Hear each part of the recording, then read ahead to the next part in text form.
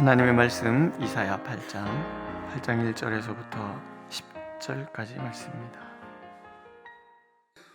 함께 읽겠습니다. 1절.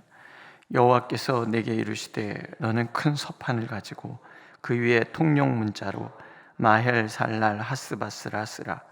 내가 진실한 증인 제사장 우리야와 예베레기야의 아들 스가랴를 불러 증언하게 하리라 하시더니 내가 내 아내를 가까이 하매 그가 임신하여 아들을 낳은지라. 여호와께서 내게 이르시되 그의 이름을 마헬살랄 하스바스라 하라.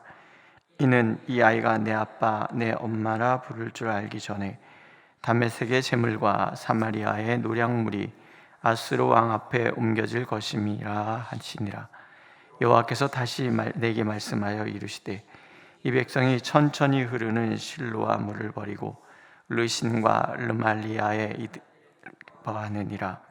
그러므로 주 내가 흉룡하고 창일한 큰 하수 곧 아스로 왕과 그의 모든 위력으로 그들을 뒤덮을 것이라.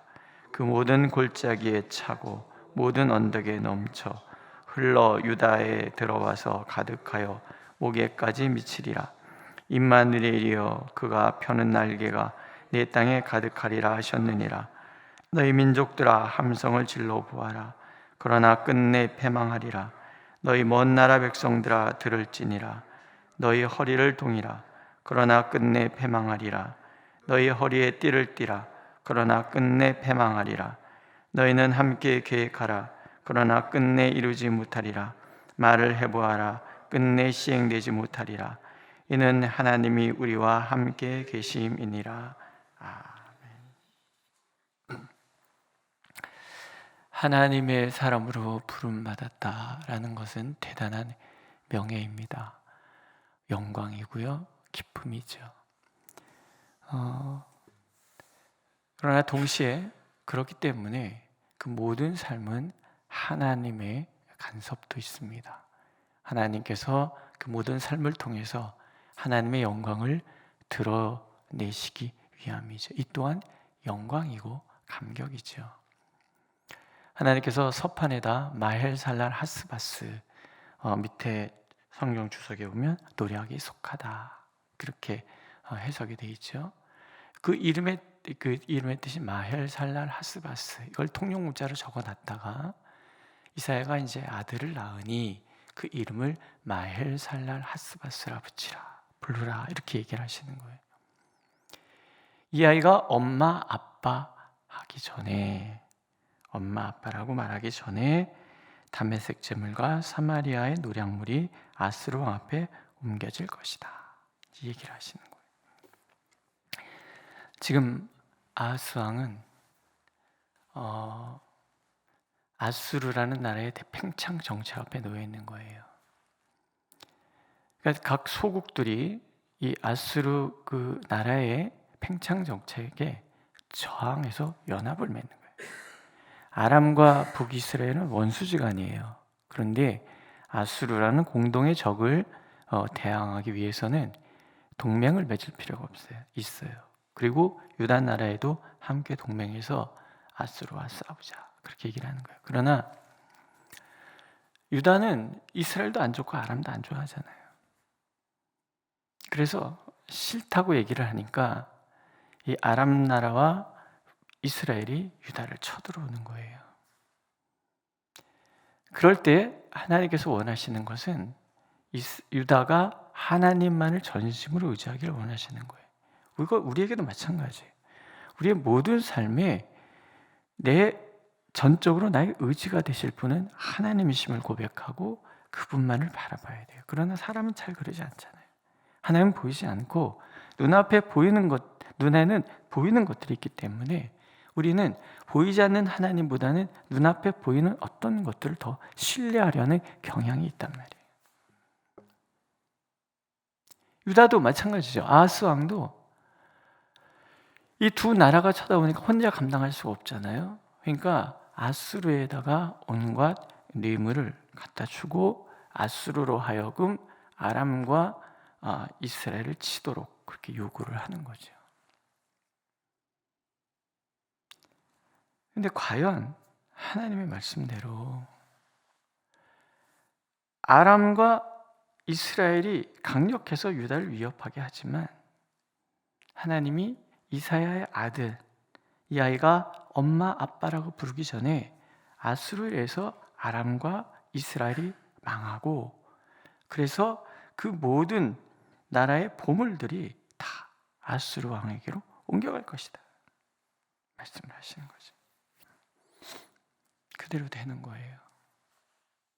그러니까 사람들은 마헬살랄 하스바스 이 아이 이름을 부를 때마다 하나님의 말씀을 기억하는 거예요.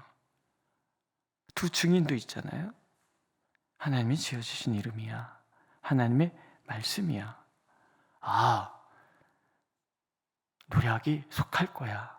노략이 속할 거야. 아람과 이스라엘의 그 연합군이 이렇게 전쟁을 도모하는 거, 우리 위협에 처했는데 이들이 노략당할 거야. 노략당할 거야. 노략당할 거야. 그러니까 아이 이름을 부를 때마다 그러는 거예요. 이름이 참 재밌지 않습니까? 야, 노략이 속함, 노략이 속함 이러고 다니는 거예요. 선지자의 삶이, 하나님의 백성의 삶이 이름조차도 하나님의 영광을 위하여 쓰임받는다. 굉장히 놀랍지 않습니까? 어쩌면 하나님 우리의 모든 삶을 그렇게 사용하시는 거예요. 제가 가끔 전에 청년들하고 이제 얘기를 나누면서 재미삼아 너 이름이 뭐야? 물어. 한자의 뜻이 뭐야? 라고 그 이름을 재해석해 주는 거죠. 성경적으로. 애들이 재밌어 했었어요. 저는 서울경자와 평화로울 화자를 씁니다. 딴 거 아니에요. 그냥 화자는 돌림이고요. 제가 경기도에서 태어나가지고 우리 형제들은 다 경상도에서 태어났는데 저만 경기도에 태어나서 우리 아버지가 그냥 서울경자 붙여서 경기도에 경자 붙여서 그래갖고 화자 붙여갖고 경화 이렇게 된 거예요. 별 뜻 없어요. 근데 제가 바꿨어요. 아, 서울을 평화롭게 화평케 할 사람이 나구나. 그러잖아요. 화평케 하는 자는 복이 있나니 저는 하나님의 아들이라 일컬음을 받을 것이며. 그래서 저는 서울을 화평케 하는, 나는 그런 사람이야 뭐 이러는 거죠. 예? 근데 하나님은 때로 우리의 이름을 통해서도 일하시는 거예요. 이사야 구원자라는 거예요. 정말 이사야는 구원의 메시지를 전하는 사람인 거예요. 오늘 우리의 삶, 나의 이름조차도 어쩌면 별 볼 일 없는 이름이라고 생각할지 몰라요. 그러나 아니에요. 나의 이름, 나를 부르시는 하나님은 사람들은 나를 어떻게 노략에 속함, 두려움이라고 생각할지 모르지만 이사야는 노략의 속함이라는 이름을 부를 때마다 하나님의 말씀은 성취될 것이다. 하나님의 말씀은 이루어질 것이다. 하나님은 말씀하시고 말씀을 이루시는 신실하신 분이시다. 그런 확신을, 참 선지자와 거짓 선지자의 차이가 뭐예요? 예언의 말씀이 이루어지면 참 선지자고 안 이루어지면 거짓 선지자인 거예요. 하나님의 말씀은 옳고도 옳도다. 이사야 선지자는 아는 거예요. 그러면 어떻게 돼요? 그 다음에 이어지는 말씀 또한 확신을 가지고 외칠 수 있게 되지 않겠습니까? 그렇지 않습니까? 사람들은 이사야 선지자를 아는 사람, 마헬살랄 하스바스가 어떤 의미인지를 알고 경험한 사람들은 하나님의 말씀에 귀를 기울이기 시작할 거란 말이죠. 하나님이 원하시는 바였어요. 그런데 현실은 그렇지 않아요.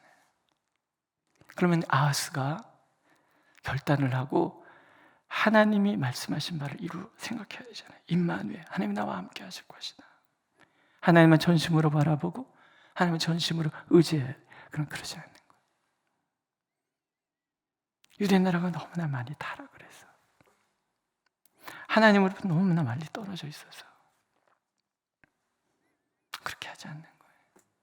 우시아 왕이 그렇게, 우시와 요담 선조들이 그렇게 하나님을 잘 섬겼어도 이미 마음이 삐뚤어진 아하스는 안 되는 거예요. 전심으로 하나님을 의지하고 아하스를 의지하지 말아야 됐는데 하나님의 말씀의 증거를 눈앞에 보면서도 마헬살랄 하스바스가 걸어다니면서 엄마, 아빠 이러고 다니는 걸 보면서 북쪽의 그 나라들이 망한 것을 보면서 하나님 앞에 돌아서야 되는데 그러지 않는 거예요. 그러니까 이제 하나님이 어떻게 해요? 아수르를 믿었던 유다가 배신을 경험하게 하는 거죠. 이 아수르 왕은 정복력, 팽창 정책, 제국주의 정책을 취하는 왕이기 때문에 유다 나라도 이참에 쳐들어오는 거예요. 신의를 저버리는 거예요. 그렇게 뇌물 받아먹고서는 안 그러는 거예요. 심지어 아하스는 그 나라의 신을 가져와서 신당을 만들어가지고 오히려 거기서 번제를 드리고 그러잖아요. 하나님 보시기엔 기가 막힌 거죠. 그래서 아수르로 하여금 유대를 쳐들어오게 만드는 거예요. 믿는 도끼에 발등 찍힌다는 말, 그 말인 거죠. 이들이 몰려오는데 급하게 덮치듯이 유다 나라가 목에 물이 찬 것 같은 대홍수처럼 그렇게 밀려 들어올 것이다. 들어오는 거예요. 경고해 주시기 위함이죠. 그러나 하나님께서 이스라엘 유다를 망하게 하시지는 않으세요. 왜? 또 하나 보여줘야 될 것이 있잖아요. 임마누엘, 하나님이 함께 하신다. 9절에서부터는 계속 나오는 말이 뭐예요? 시행되지 못하리라, 시행되지 못하리라, 패망하리라, 패망하리라. 아수르가 그렇게 홍수가 나듯이 물이 밀려오듯이 그렇게 밀려 들어올 것이지만 유다에는 누가 계세요? 하나님이 계시는 거예요. 요한일서 4장 4절에 이런 말씀이 있어요. 자녀들아, 너희는 하나님께 속하였고 또 저희를 이기었나니 이는 너희 안에 계신 이가 세상에 있는 이보다 크심이라. 우리 한번 해보실래요? 내 안에 계신 이는 세상에 있는 이보다 크시다. 그 하나님이 나와 함께 하시는 거예요. 어떤 시련의 파도가 밀려와도, 어떤 시련의 폭풍이 물려와도 나한테 누가 계세요? 하나님이 계시는 거예요. 하나님이 계셔서 내가 그분을 의지하면 대적들의 그 모든 계획은 다 패망하리라, 이루지 못하리라, 시행되지 못하리라. 그렇게 되는 거예요. 오늘도 변함없이 하나님은 우리에게 하나님의 이름을 가르쳐 주시죠. 임마누엘, 나는 너와 함께 한단다. 내가 너의 하나님이란다. 내가 너를 지켜준단다. 믿으십니까? 아하스에게도 유다에게도 하신 말씀을 오늘 하나님 우리에게도 하시는 거예요. 내가 너와 함께 한단다. 내 이름은 임마누엘이란다. 마헬살랄 하스바스가 이루어진 것처럼 임마누엘도 이루어질 거라는 거예요. 하나님 나와 함께 하셔서 나를 지켜주시고 나를 인도하여 주시고 나를 붙들어 주시고, 질병이 나를 넘어뜨릴 수 있습니까? 경제적인 어려움들이 나를 넘어뜨릴 수 있습니까? 그 누가 나를 넘어뜨릴 수 있습니까? 심지어 어저께 김 목사님이 얘기했어요. 아기 십자가 씨 웃고 죽었다 그러는데, 저도 가끔 무서울 때가 있어요. 이렇게 무서운 영화 보고 기도하러 오면 누가 나 이렇게 쳐다보는 것 같을 때가 있어. 소름이 쫙 끼치는 이런 거 있잖아요. 그거는 내 느낌이고, 하나님의 약속은 뭐예요? 나를 붙들어 주시는 거예요.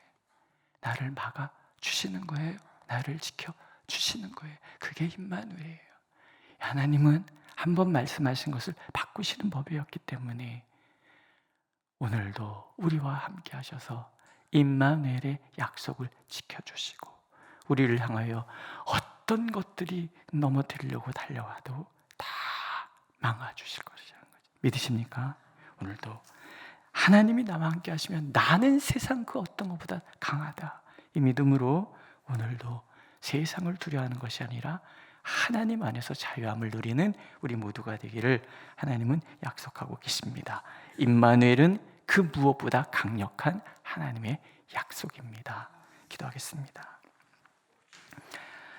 하나님이 우리와 함께 하신다면 어찌 세상이 우리를 이길 수 있겠습니까?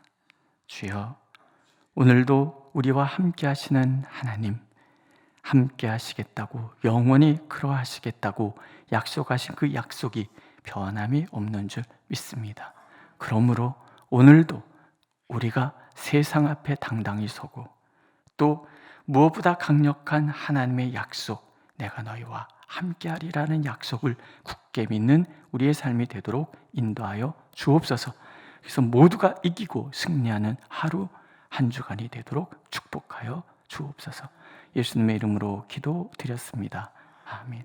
하늘에 계신 우리 아버지, 아버지의 이름을 거룩하게 하시며 아버지의 나라가 오게 하시며 아버지의 뜻이 하늘에서와 같이 땅에서도 이루어지게 하소서. 오늘 우리에게 일용할 양식을 주시고 우리가 우리에게 잘못한 사람을 용서해 준 것 같이 우리 죄를 용서하여 주시고 우리를 시험에 빠지지 않게 하시고 악에서 구하소서. 나라와 권능과 영광이 영원히 아버지의 것입니다. 아멘.